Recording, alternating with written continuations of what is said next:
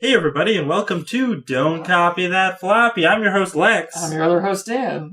We're a weekly video game news podcast here on Chip It Radio. I'm assuming that you're hearing us on Chip It Radio because that's where we broadcast. Unless you're listening to a recording on iTunes. Or chipit.net. Or chipit.net. We're on so much social media, you can't even believe it. Like a whole fist worth. A whole bunch. We're on Facebook, we're on Twitter, we're on Steam. And YouTube. And as I mentioned, iTunes, yeah. If you count those as social media.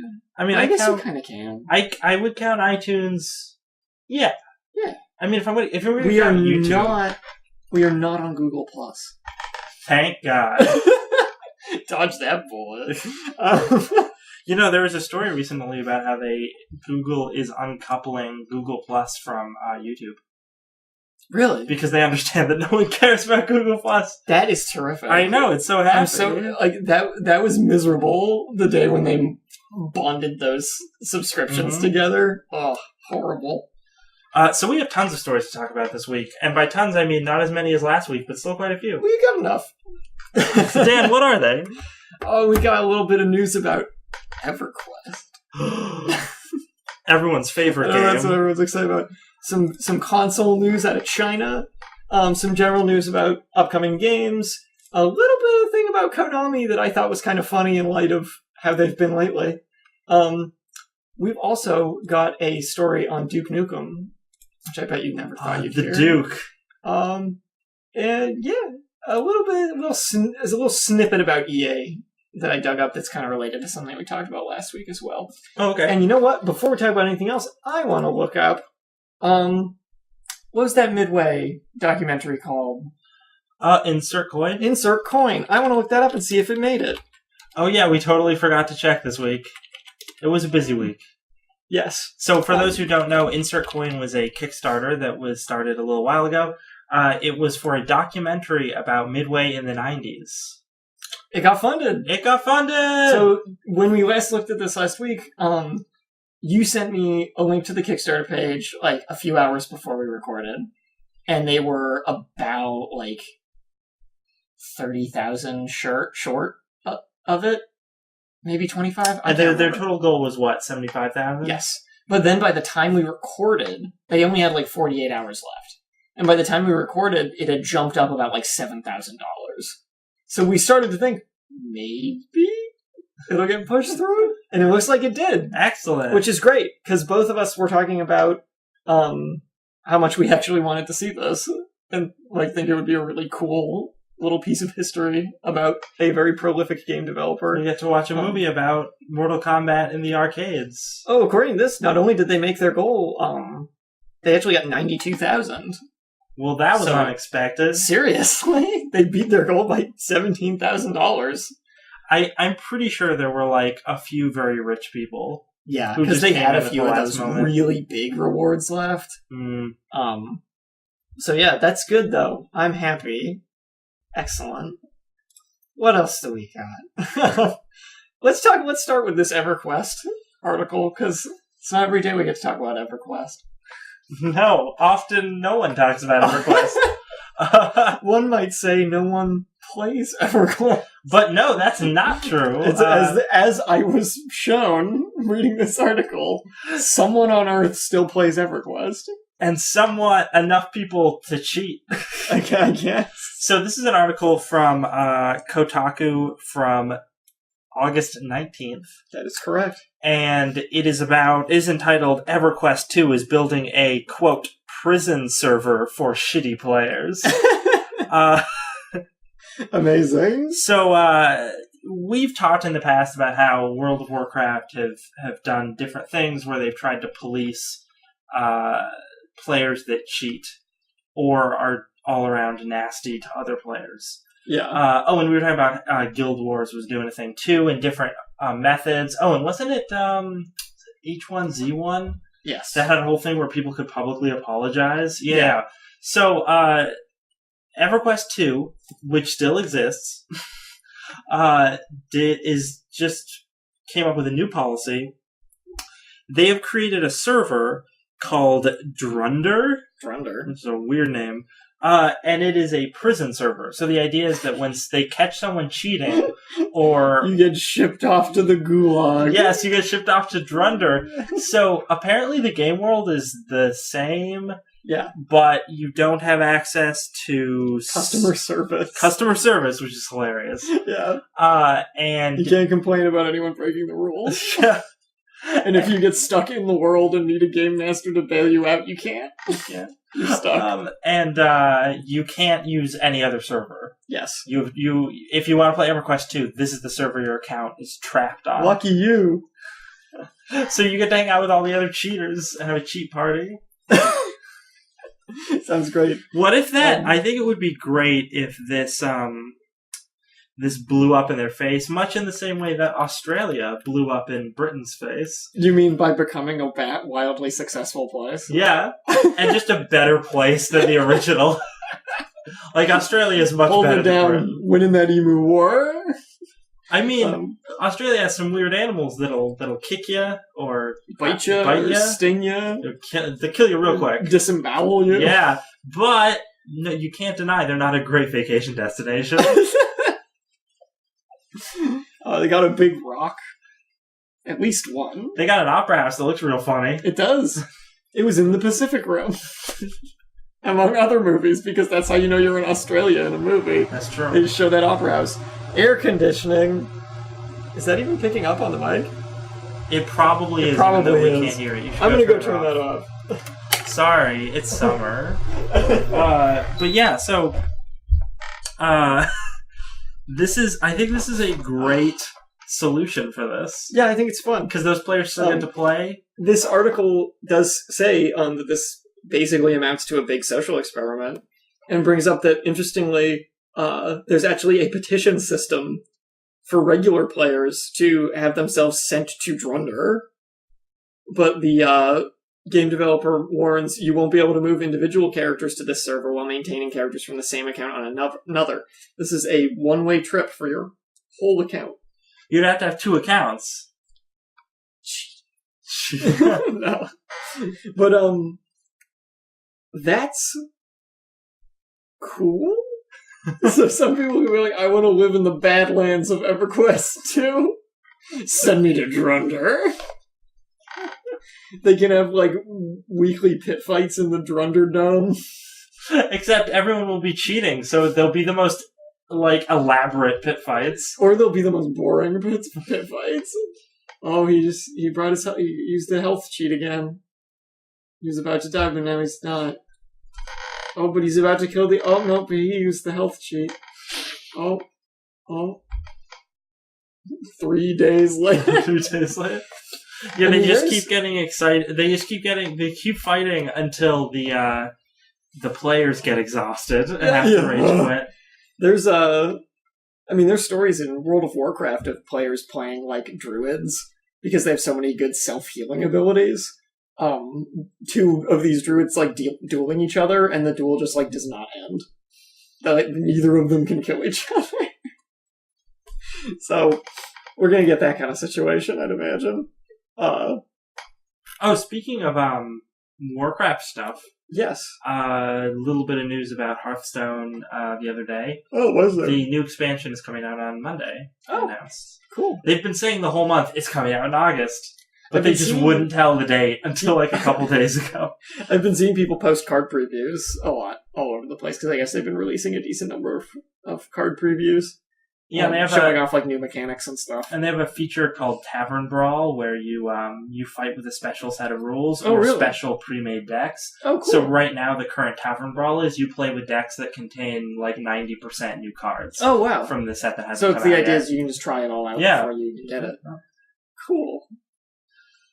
So if you're into Hearthstone, check it out. Maybe jump back in for that, because the new set does look like it's going to be really good. Maybe I'll hop on and play a few games.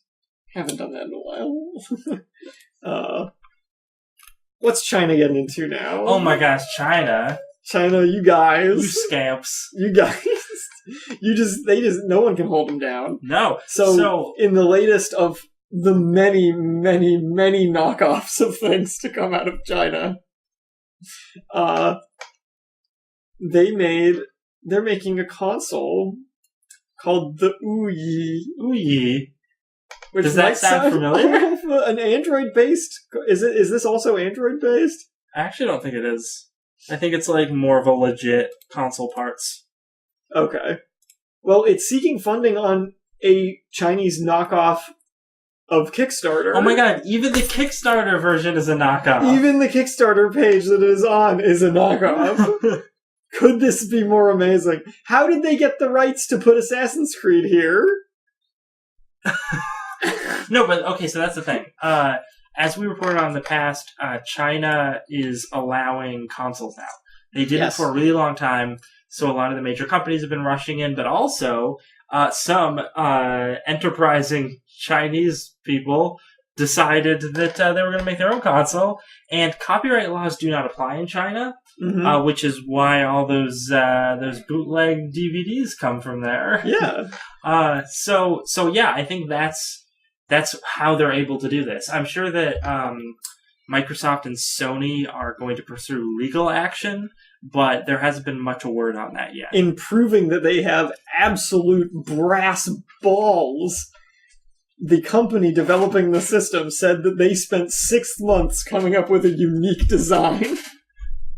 So, we haven't talked about the design yet. Yeah. So I was about to get into that. It is a PlayStation 4. It's a PlayStation 4 with a grill on top. And the controller is an Xbox One controller, except with the little symbol taken out and buttons put in place of it. Yes.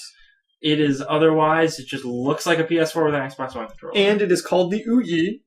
So there's that too. Mm-hmm. And it is an Android-based console. Ah. Although a slightly more powerful one than the Ouya. Yeah, I'm looking, it has 2 gigabytes of RAM?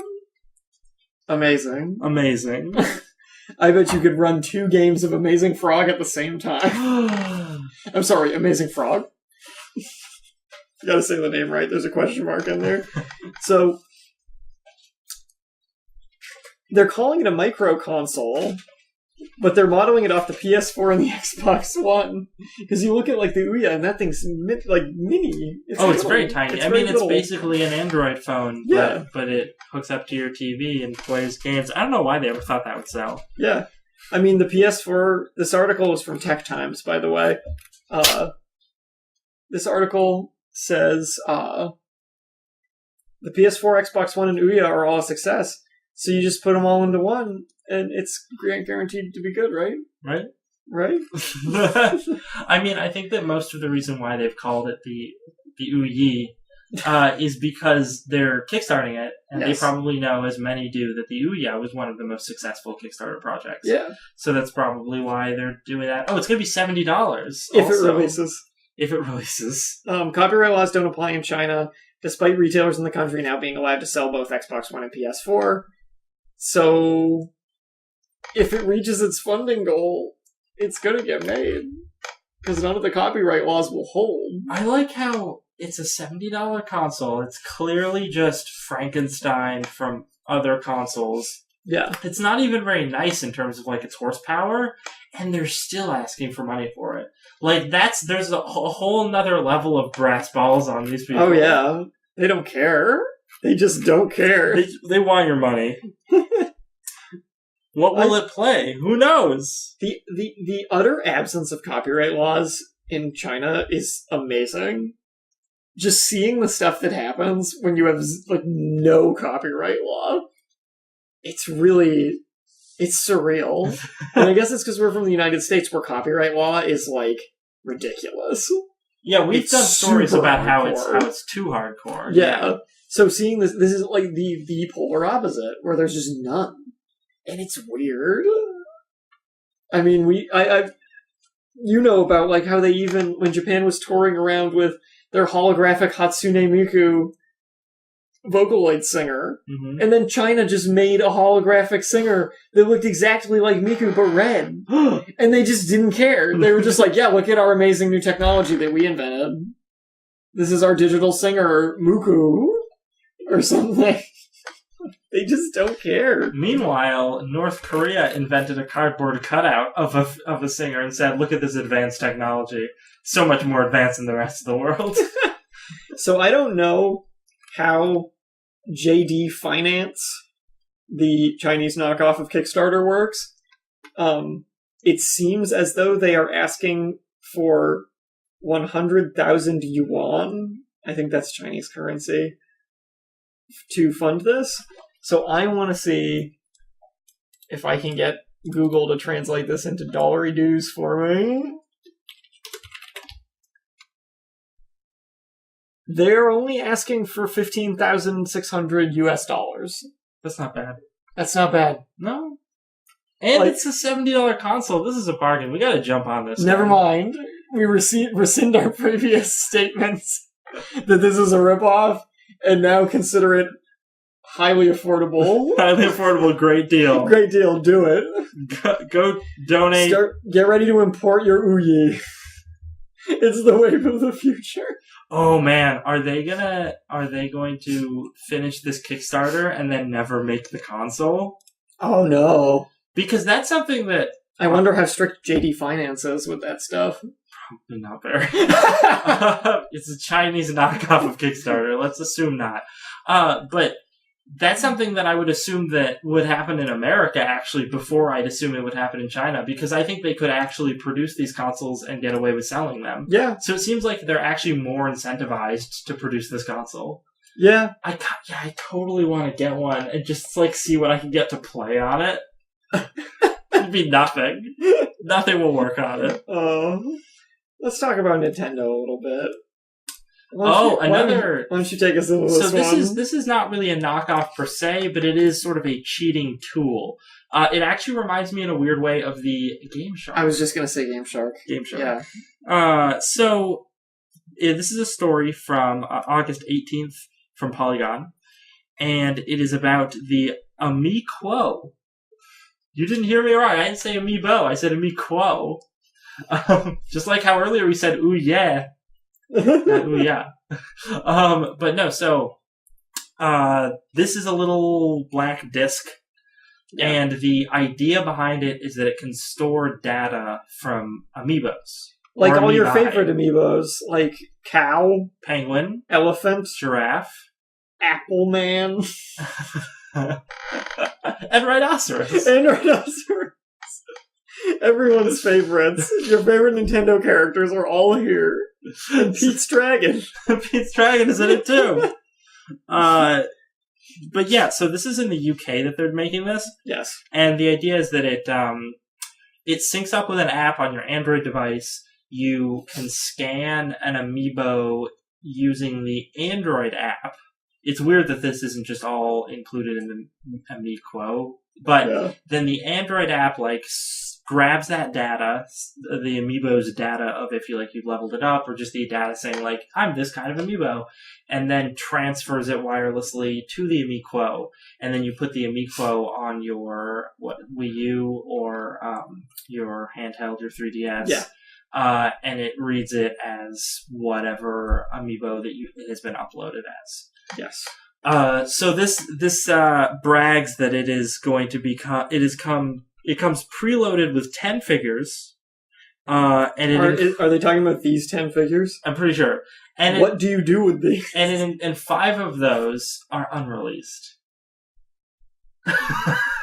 Aren't all of them unreleased right now? I mean, that's the funny thing about it, right? Because the way they say that, they make it sound like, oh, it comes preloaded with 10 Nintendo amiibos, 5 of which Nintendo hasn't even released yet, but they're careful not to say Nintendo, so they're just trying to trick people with that. Which is my favorite part of it. Are you sure that this story isn't from China? I thought so! When I first read it, I was like, no, it's from the UK. Now Gamer. This is gonna retail for 49 euros. I think that's British pounds. Oh, I'm sorry, pounds. Which is $78 US, which is more than the Ouye will be. I was just going to say, why would I buy this when I could have a perfectly good Ouye instead? Although you could buy both, and then you'd still be spending way less than a console. Now, will my Amiibo be compatible with my Ouye? We can only hope. I'm really hoping the Ouye will be able to play Amiibo Wii U games. Me too. Because it's that hardcore of a knockoff. People can more affordably play Wonderful 101. It'll run so good on my Ouye. There's 2 gigabytes. Oh god. But this, I really want to know now, because it says these 10 figures. They don't say Nintendo figures. Is it going to be these 10 weird animal figures? I hope so. I hope so, because I need to know what they are. I need to know what they look like in Super Smash Brothers. Me too. Can I get my Yoshi's Woolly World skins from these and play as Appleman Yoshi? Like, that would be amazing. Like, so, what are these? Will they be compatible with anything? Probably not. But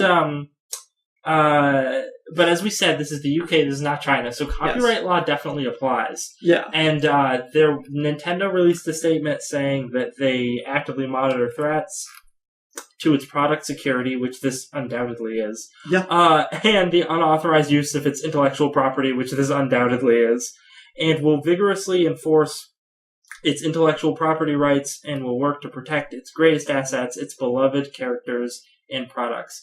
So a lawsuit is coming. But the Amiibo product page says that they added compatibility, a cheat system, and a new transfer control method. I love how they straight up say it's a cheat system. Yep. Which cannot help their case. Nope. And it appears to mean that Amiibo data files could be shared or downloaded. Mm-hmm. So you don't even need to buy the Amiibos. You can just download all the Amiibo data files, put it onto this. The Amiibo shipped today. Yeah, it ships today. That was what was most interesting about this, was the story broke like a couple days before it was set to ship. Rush it out the door. Yeah, I think that's what they were doing, because they knew this lawsuit was coming, so they just wanted to try and sell as many units as they could before they got their pantsuit off. Wolf. But, I'm excited. What a wonderful new world of hardware that is coming to us. The thing I actually really want to see happen with this, and I don't think it'll get a chance to because it'll be got rid of too quickly. Yeah. But for like hackers and programmers and stuff to design their own amiibos and specifically character models that can then be uploaded into games. Right. Because that would be really cool. Right. Like the things people could do, but it's not going to happen. No. That's not the goal here. The goal here is to make a quick buck. Yeah. By ripping people off. And ripping Nintendo off. Pokken Tournament, for those of you who have not heard of it, is a Pokemon fighting game, as in, like, not like Pokemon Stadium, or like, I guess, or like Pokemon. Are you sure it's not like Pokemon Stadium? Because it seems like Pokemon Stadium. No, because it's like a real-time fighting game. Oh, wait, I remember hearing about this. It's Street Fighter, but it's Pokemon. Tekken. Oh, it's Tekken. That's who developed it, yeah. Yes. And it came out in Japan in arcades earlier this summer, and they have confirmed that it is being released worldwide on the Wii U next spring, when the Wii U has become completely obsolete. Have they made a pachinko machine out of it yet? Not yet. We're getting there, though. So the Pokemon World Championships are where this was announced. That's this weekend in Boston. This is off of an article on Polygon from today. They released a new trailer, and I guess that Dave & Buster's, the North American arcade restaurant chain, will be testing Pokken Tournament in select locations as well. Oh. I know some people thought that the arcade machines for this would not be coming over here. But apparently, thanks to Dave & Buster's, they are. Thanks, Dave & Buster's. Yeah, good job. Yeah. And I guess there's a new character in this, for this version, called Pikachu Libre, who I am assuming is a Luchador Pikachu. I hope so. And it said that this trailer will show us, so right here at the end, I'm hoping we get a look at that. Yeah. Yeah, we're watching. Yeah. Oh, it is. It's a Luchador Pikachu. It is Luchador Pikachu. Good. Amazing. Pikachu Libre. Amazing. Oh, yeah, definitely. Who apparently will have a unique fighting style different from regular Pikachus. Lightning and wrestling instead of just lightning and... What more could you want? Yeah, one more could you weird idea for a game. Weird mix of characters. Like, their choices for Pokemon are all over the board. Yeah, you've got Pikachu, which makes sense because he's Pikachu. Yeah. Machamp, which makes sense because he's a fighting type Pokemon. Yeah. Lucario, who's just like everybody loves Lucario. Yeah. Gardevoir, which is a weird pull for a fighting game. Blaziken, which is another one that I know is just really popular. Gengar, which is cool. Yeah, I'm glad Gengar's in there, but why doesn't make That's a sense. Weird pull. And Suicune from Gen 2, like the water dog. which for like a fighting game is not what I would have picked. No, it's very weird. And that seemingly those are the only characters. Maybe... Wait, no, this is an arcade game, right? So they can't introduce DLC to it. I mean... Maybe they can. Not really. Most of the time the way that happens, because Japan's way bigger with fighting game cabinets than we are over here. Yeah. So they'll usually just update the arcade cabinets. They'll like add to the game a la DLC, but they'll just go into the arcade cabinet and like tweak it. Manually, and like yeah. manually do it and change like the signs on the outside and be like, here's a new version. So... But that's not happening in Dave & Buster's. No, they're not going to... They don't care that much. God, no. Now we just need that really cool new Star Wars arcade machine to come over here. That amazing, the best Star Wars battle pod. Yeah, the battle pod, that's what it's called. Oh my god. Looks so good. Beauty. It's so majestic. We're halfway through the show. Let's do an ID. Why not? Why not? Hey, are you confused because you're not listening to chiptune music right now? Yes. Do you want to start using the soundboard while we do this? Yes. Okay. Start talking, I'll start clicking. It turns out you're listening to Don't Copy That Floppy. We're a video game news podcast broadcasting live every Friday from 7 to 8 p.m. Eastern Standard Time. We have our own soundboard. And it's amazing. Let's kick shell! That's enough for today. We're on all sorts of social media, including Facebook, YouTube, iTunes, Twitter, and Steam. Yes. You can check out our show archives on iTunes, but also on the chipit.net website. And you can listen to past episodes and, show your support, like us on social media, interact with us on social media. We'd appreciate it. Please talk to us. We're so lonely. We're so lonely. We want to talk to somebody about Pokken Tournament. No, we don't. No, never mind. Show's over. Episode's done. I would like to talk to somebody about Dave & Buster's, though. Let me tell you. Sure, why not? Pizza time! Exactly. What do we got here? So last week we talked about EA. We talked about an interview that GameSpot did. With Peter Moore, right? Yes. That's his name. Yeah. Of EA. And this interview was bad. Oh, it was bad. It was bad. It was bad on many levels. Was the person who interviewed him was bad at doing it. And he was a corporate shill. Yes, and like a corporate shill and just like sandbagged the dude on like the one or two questions that actually mattered. One of the interview ended, funnily enough, with the person from GameSpot asking what they thought about EA Access on PlayStation 4. And Peter Moore said it doesn't matter because it's on Xbox One. And people love it on Xbox One. People love it there. And then the interviewer tried to push the question a little bit of like, yeah, but wouldn't that be a good business opportunity? And he's like, well, it doesn't matter. Because it's on Xbox One. People love it. It was a little cringy to read because you could just see the businessman glare coming from him towards his interviewer. The interview even asked him, like, so you're not going to comment on this? And he was like, nope. Yeah, like, So,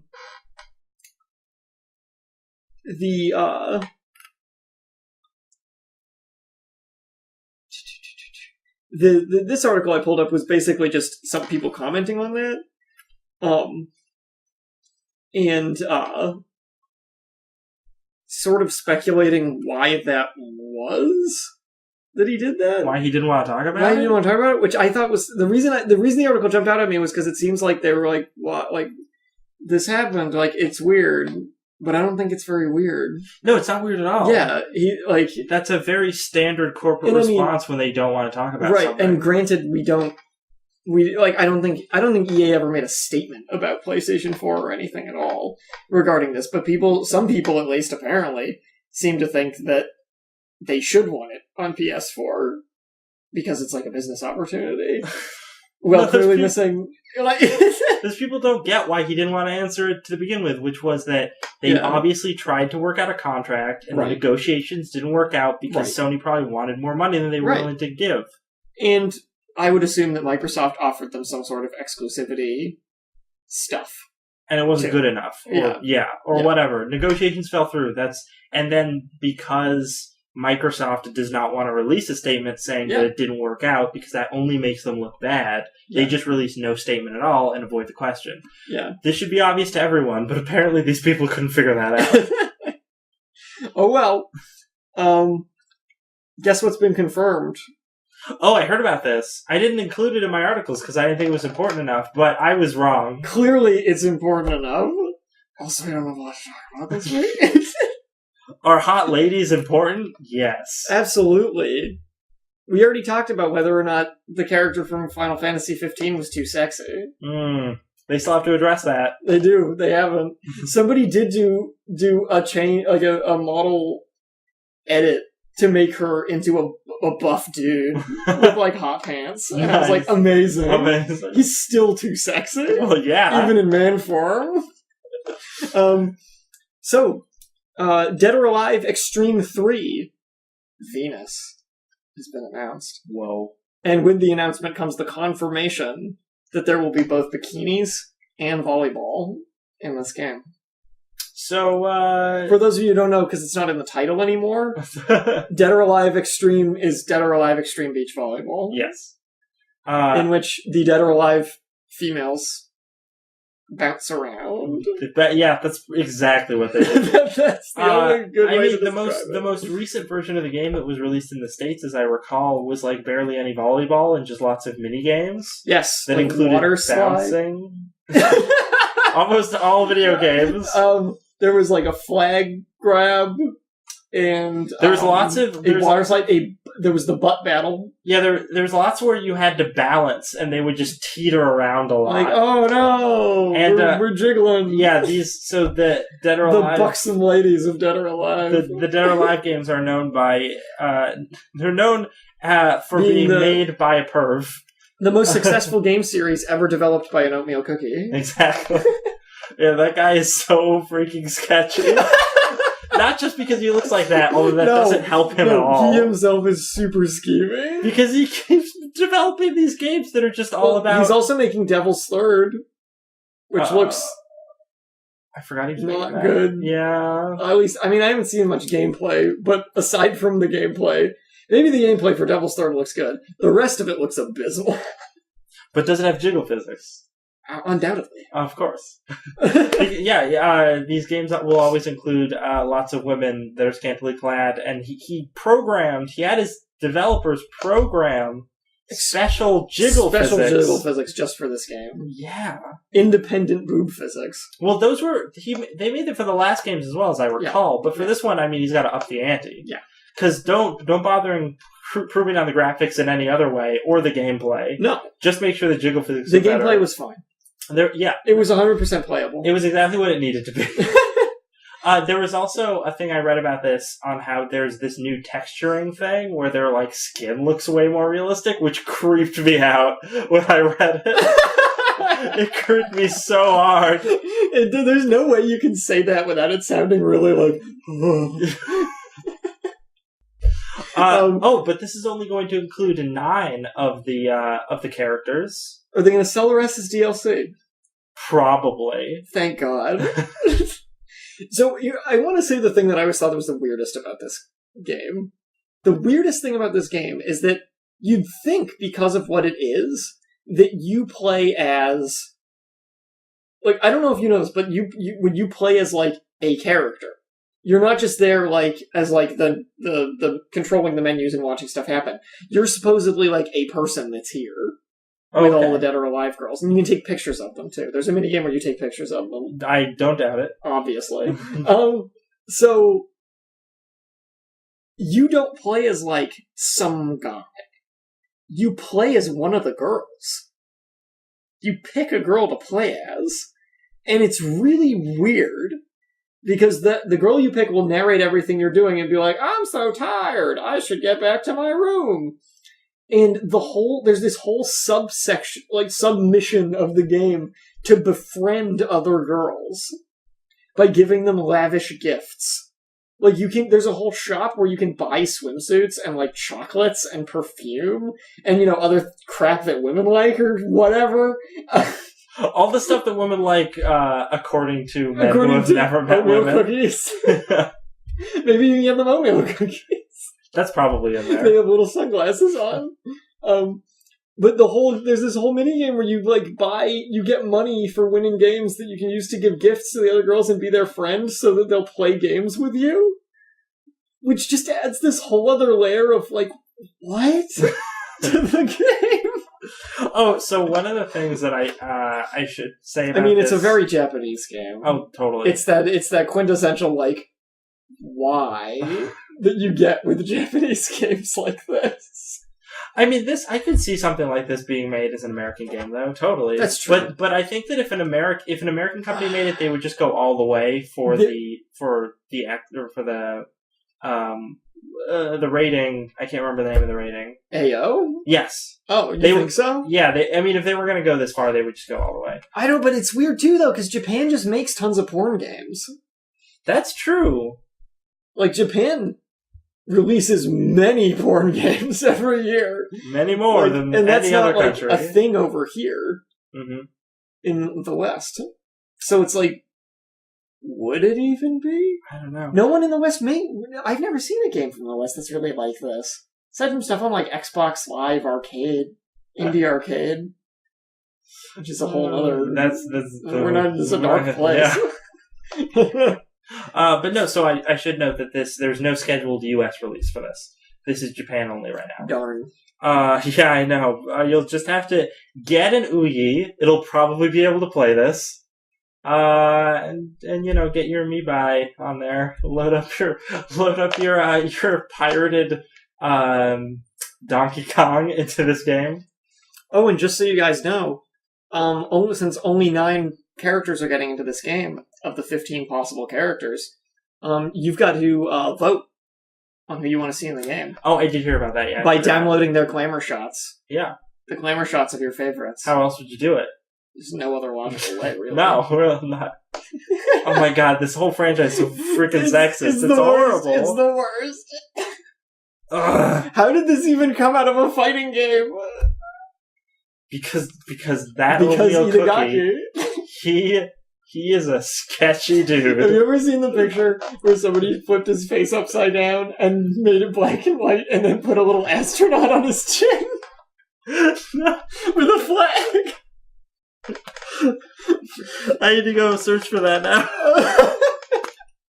Maybe I'll try and find it and post it on our Facebook This is like how page. the other week you were telling me that Kojima has the jacket from Drive. And you were like, what? And you looked it up. It's true. It's true, and it's amazing. He wears it almost better than Gosling does. Seriously, he did the pose and everything in front of the mirror. So good. In more entertaining news, you can have Rick and Morty of Rick and Morty announce your Dota 2 game. That sounds amazing. That actually sounds really great. See, at first when you started saying this, I was like, oh, are they going to be playable characters? Because that would be dumb and weird. But no, if it's just the voice acting, announcing stuff, oh my god, that sounds so That's good. That's actually really good. This is the best cross-promotion anyone's ever thought of. This is the first thing I've ever seen that makes me interested in Dota 2 at all. But I'm not going to play it. I'm just going to listen to the voice clips, because I'm curious. So some popular Dota 2 person, helped write the lines, and Justin Roiland provided the voices for both the characters, just like the show. So yeah. I don't know. This is cool. There's not really anything else to say about it. I want to watch the trailer, but I need to watch it with sound, so I'm not going to do it while we're recording. I'll post it up to our Facebook, along with the picture of Itagaki's face. It'll be great. So... Oh, Konami. Everybody who has been following video game news in the past couple months, anybody who's been listening to our podcast in the past couple months, knows that Konami has been crazy. But according to Peter Moore, they just need to kiss and make up. They just need to kiss and make up. That is true. That is undoubtedly true. Yeah. I want to, before we even get into this separate article, bring up something about last week, or maybe the week before. At one point you asked me if I knew whether or not, because we talked about the stuff Konami had been doing with their employees, of demoting them if they're not performing, and publicly announcing that they came back Konami is the new Hitler story. Yeah. I have a follow-up to that. Oh, really? Which is, because you asked me, like, if I knew if that was more normal in the Japanese business culture. Yep. And I said I didn't think so. I think it would be more normal there than it is here. But I don't think that stuff like that is terribly prevalent in Japan. Turns out, that stuff is a bit more prevalent than I would have thought. Dan, I turned to you as an expert and you let me down. I looked into it after the fact. Not to say that Konami is not taking it really far still, but things like that are definitely not unheard of in Japanese business practices. Whether you're at just an office building, like an insurance place, like any kind of office corporate job like that, there will be things like this oftentimes. If they don't think you're pulling your weight, they'll make you a security guard. Yeah. Maybe not that extreme, but things like that. There's a very high pressure kind of demand to succeed in these kind of jobs. And it seems to me that Konami is taking it very far. But it's still, they probably are getting away with it because things like that are less weird over there. And there's not really someone you can turn to over there. I don't think HR works quite the same way. There are no human resources departments. Human resources, what?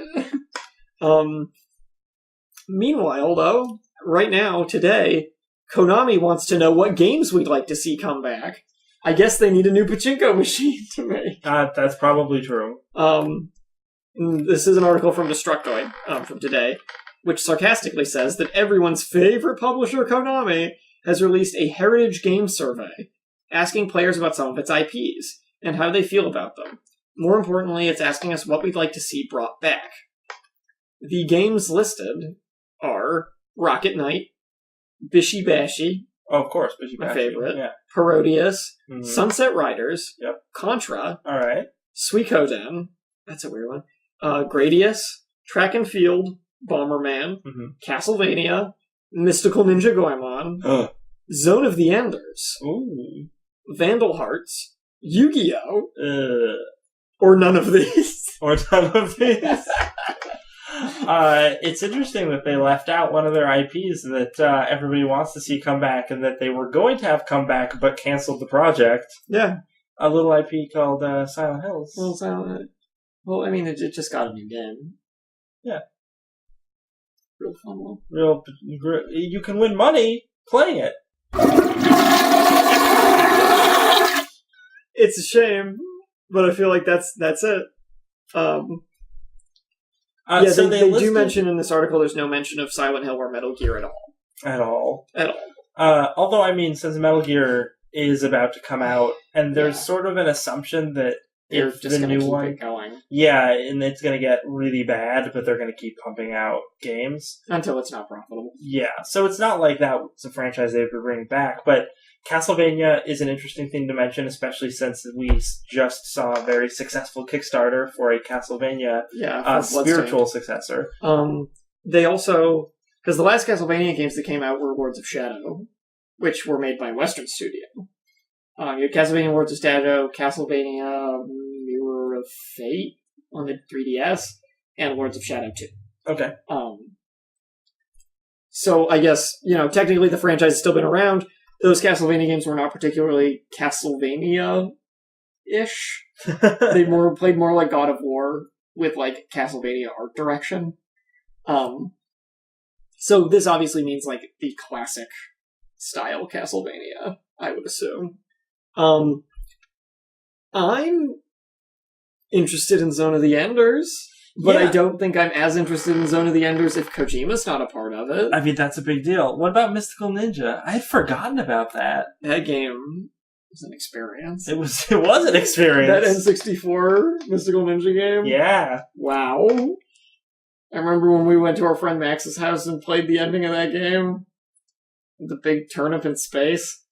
There's a robot. The world would never be the same again. That game.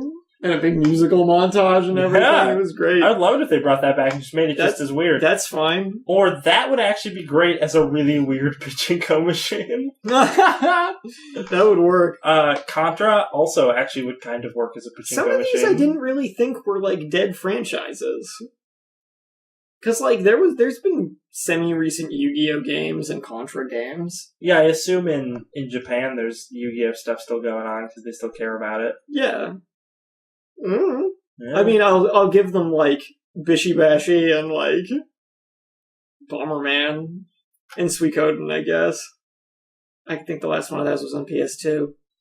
And Gradius and Parodius are a weird one, too, because I feel like those games have come out. There's still, like, Gradius games coming out every so often. Or maybe I'm wrong. I totally don't know what Gradius is. It's a shmup. It's a little spaceship. You fly to the side and shoot stuff. Sure. Yeah. And the interesting thing this article also brings up is that they're explicitly asking what you want to see in the future. I hope they just get bombarded with Silent Hills emails. Yeah. And survey takers are asked about whether they'd like to see new games in the IPs listed, as well as what platforms they'd like to see them on. Sunset Riders, the last game, came out in, like, 1991, so there are a few here that have been, like, seemingly abandoned for a very long time. And this article mentions it, and it does kind of seem this way, that maybe Konami is trying here to kind of get themselves back in everybody's good graces. This might be their way of, like, trying to make friendly with everyone a little bit. It's a sad attempt. It is a sad attempt. It's pretty weak. It's exactly the kind of sad attempt I'd expect from Konami. The man who came up with this survey is going to be demoted to the pachinko mines tomorrow. Exactly. It failed. So I want to talk about real quick. The top 10 YouTube trending games. Oh, yeah. From last month. You didn't seem happy about this list. It is a strange list to me. Okay, so I'm just going to run through them real quick, and I'm going to start from 10, the least streamed / played on YouTube. J-Star's Victory VS. That one did surprise me, because that's very niche. So that was number 10. Number 9 is Path of Exile. Actually, that didn't surprise me. I was like, okay, Path of Exile, people like it. I can't remember what game that is. It's a Diablo clone, but it's an MMO. That's that one. Yep. It's free to play. Number 8 is Rory McIlroy PGA Tour. Sure. People like golf. Okay. Number 7 is World of Warships. Is that like World of Tanks? It is by the same people. It is not out yet, though. Oh. Because they made World of Tanks, then they have World of Warplanes, which is out. And World of Warships is the next one, but it's still in development. Number 6 is God of War 3. What? That one I'm like, why? How is that there? Number 5 is NBA 2K16. Okay, makes sense. Yeah. Number 4 is the most recent Godzilla game. I think I know exactly why that's there. Okay, well, we'll get to that in a second. Number 3 is Terraria, which I don't remember what that is. Started as sort of a Minecraft clone, but like 2D side-scroller. Okay, I do know what that is. But it's been supported really well and keeps getting... It's got a new update very recently. I don't know anything about it, really. Number 2 is Life is Strange. Doesn't surprise me at all. And number 1 is Rocket League. Which you said... Rocket League surprised me a huge amount because I had never heard of that game. Right. And I've known about it for a few weeks now. And I looked it up because I was like, I've never heard of this game. How is this number 1? And all I found was just tons of things about, like, Rocket League, the new biggest game. And I'm like, I read game news articles. Yeah. I go through at least like 20 a week. How have I never come across this? I don't understand. The planets aligned, and I just totally missed it. Dude, this list threw you for a loop. But I also watched some gameplay of it, and it looks great. It looks really good. I haven't played it myself yet, but I have a PS4, so I feel like I just should. The Godzilla game is interesting that it's there. Part of the reason some of these are here, I would say, is that there's really not a whole lot of games coming out. Yeah, I think that definitely is skewing the numbers. So this is from July. Yeah. The Godzilla game, though, I think is there for 2 reasons. Reason number 1 being that, from what I hear, if you're a Godzilla fan, that game's really good. There's a lot of really cool stuff in there for Godzilla fans. Okay. So there's probably people who don't necessarily want to buy it, but want to see all the cool Godzilla stuff. Okay. And are watching it. And I think the other comes from, it's a game that I don't think there was much information about before it came out. So a lot of people are just, like, curious about it. Like, what is this game? How does it work? So there's lots of views from that, of people being like, oh, I should just watch some videos of this Godzilla game. I've watched a couple videos of it, because I was like, I want to know what it's like. The one that really gets me on this list is God of War 3. Because who cares about God of War 3? Who ever cared about God of War 3? No I cared one. about it until I played it when it came out, and then I promptly stopped caring about it. Now, when did it come out? 2006? That's what I was thinking. It came out later than that. But like, still quite a while ago. I need to look this up. 2008, maybe? Or was it more recent than that even? 2010. 2010. Wow, really? Still not new. I was that disappointed only 5 years ago? Only 5 years ago. I was surprised because it looked like something from 2006. Oh my god. How about that? Yeah. But well. But yeah, I have no idea why that's on that list. Did like a new collection of it just come out or something? Probably, but it got released on like, PSN or something. Why would people want to watch it? It's not exciting. Who cares? Yeah, really, who cares? Life is Strange doesn't surprise me at all. No, people love watching playthroughs. People love watching that. I've been watching a playthrough of that because I don't really want to play it. Even Dan loves watching it. I love watching it. It's interesting. One of the characters I don't like. She's annoying. But whatever. The last episode of it was really good. Oh, cool. Yeah. Do you want to talk about the Duke? To finish. You even need to ask. Do you even to finish out the show? I always want to talk about the Duke. Yeah. If I could have it my way, we'd have a 1 hour podcast about Duke Nukem every Friday. What would the show be called? Blow it out your ass. Exactly. That's exactly what it would be called. We need some Duke Nukem sound clips. Yeah, we for do. Our soundboard. Oh my god, I have to try and find some. So this is an article from August 19th from Polygon. Duke Nukem writes, lawsuit settled with Gearbox declared owner. So if you've listened to our podcast in the past, you know we kind of hate Gearbox in a huge way. They have an interesting history with the Duke, however. Yes. Gearbox is the studio that released Duke Nukem Forever. Yes, they did. They were the ones who patched it together and finally put it out. Yes. And so apparently, back when that happened, which was 2011, I believe? Yes. 3D Realms, who were the company who made the original Duke Nukem games and had been working on Duke Nukem forever, I guess either they went to Gearbox or Gearbox approached them. They struck a deal and Gearbox was like, okay, Duke Nukem is ours now and we're going to finish it and release it. Yes. So that's what happened. Duke Nukem Forever came out and what does it say in this? It's something in this article about how even though it was critically panned, it actually... Oh, here we go. Was a critical failure... But Take-Two Interactive, the actual publisher, said it ultimately proved profitable. Yeah, I mean, it sold pretty well, even though it was bad. I bought it. Well, I think a lot of people wanted to buy it because they were like, a Duke Nukem game! A Duke Nukem game, and also just morbid curiosity. What will this even be like? You got a cat on you. I'm hugging it. Because I know that's what's going to make her want to get off of That's me. true. You know my cat too well. Although she's not in a hurry. I really hope that the mic picks that up. But it says that this lawsuit stemmed from the announcement of Duke Nukem Mass Destruction, which was a top-down, like an isometric shooter game. And this was being developed by the original studio. 3D Realms, licensed Interceptor to develop the game. Yeah. So okay. So what happened was Forever came out. Yes. And then shortly after that, 3D Realms were like, let's make another Duke Nukem game. And then they start working on it. And immediately after hearing about that, Gearbox slapped them with a lawsuit because they were like, no, we bought Duke Nukem from you. You can no longer make it. Yeah. And then 3D Realms was like, no, you didn't, and countersued them. Yep. Which was a little dumb on their part, I'm going to say. But that is all settled. They settled, I guess, out of court for an undisclosed amount. But I guess it was just like paperwork was not clear. The Gearbox was now the owner, although I feel like I would have assumed if I was 3D Realms that I no longer owned it because I gave it to Gearbox to finish this game that I couldn't make. But Gearbox ended up still making, or is still making, the game under a different name, not starring the Duke. It is what's the name of the new version of it? It's Bombshell? somewhere in this article. Yeah, Bombshell. Yeah, with a female protagonist who has a robot arm. But blow it out your ass.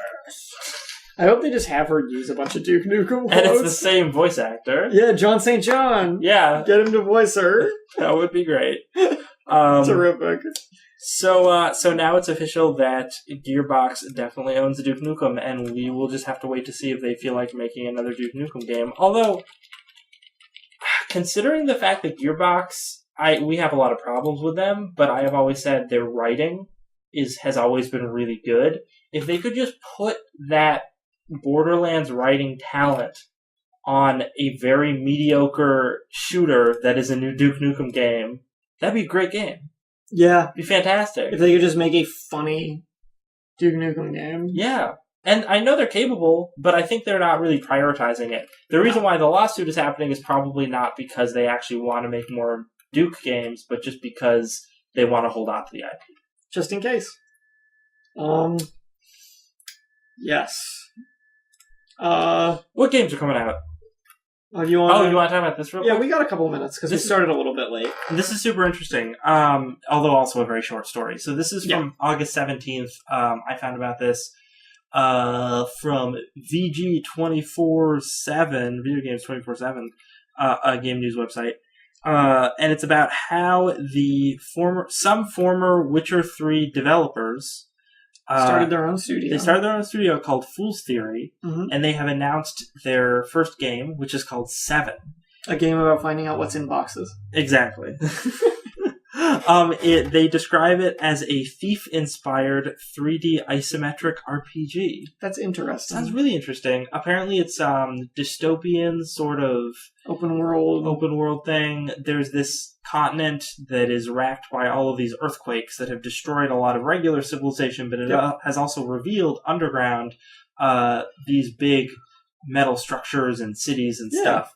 So the idea is you go dungeon crawling through those. And there's going to be a parkour climbing system. Yeah. And there's going to be quest choices with far-reaching moral consequences. What? That's something we've never seen before. Never. Especially, I wouldn't expect it from the people who brought us Witcher 3. I would never even expect it in a video game. Nope. But this sounds cool. I'm interested in seeing where it goes. The sort of theme is a little bit like magic and technology. You can find a little bit of both down there. But yeah, definitely going to be looking into more updates on that and see what they do. Because, I mean, at least we know it's going to be pretty. Yep. It's going to be real pretty. Your computer won't be able to run it, though. Sorry. Probably not. Games coming out. Today, you can pick up Little Battler's Experience Baku Boost on your 3DS. Risen 3, Titan Lords Enhanced Edition, and The Flock, which is a weird, it's like a little like first-person like horror game. Yeah. It seems sort of interesting. I think I had an article about it at one point, but we didn't have time to talk about it. Coming up this week, Dishonored Definitive Edition. Yay. I guess but what about Gears of War Ultimate Edition? What about it? I Am Bread for the PS4. Finally, those who own a PS4 can be just as frustrated as everyone else. Madden. I mean, Madden NFL 2016, some money is being spent on the 25th, and it's on that game. Mega Man Legacy Collection. That's cool, I guess. That's fine, yeah. One Piece Pirate Warriors 3. Ooh, Shadowrun Hong Kong is coming out on the 25th for Windows, Mac, and Linux. That's cool. Which is going to be an expansion for the successful Shadowrun RPG. Yes. There are other expansions that have been quite good.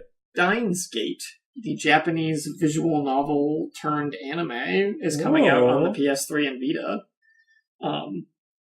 After that anime came out, it got really popular over here, so they actually decided to localize the visual novel, even though those usually aren't, like, United States friendly. Oh, Until Dawn is coming out. Yeah, I just saw that too. That's the that like horror slasher movie type game. Yeah, that actually looks really fun. I'm curious if it's gonna deliver. Yeah, I mean you can't really tell from any of the trailers. The trailers and stuff, and I guess I didn't watch any of the really long features on it or anything. But the whole idea is you just have to survive the night during like a movie-style slasher attack. Yeah. You play as like a teenager. And it seems great because it looks like it's going to be mostly QuickTime events, something like an Indigo Prophecy. Heavy Rain. Or Heavy Rain. But it seems great. That's Fahrenheit for you in the UK. Exactly.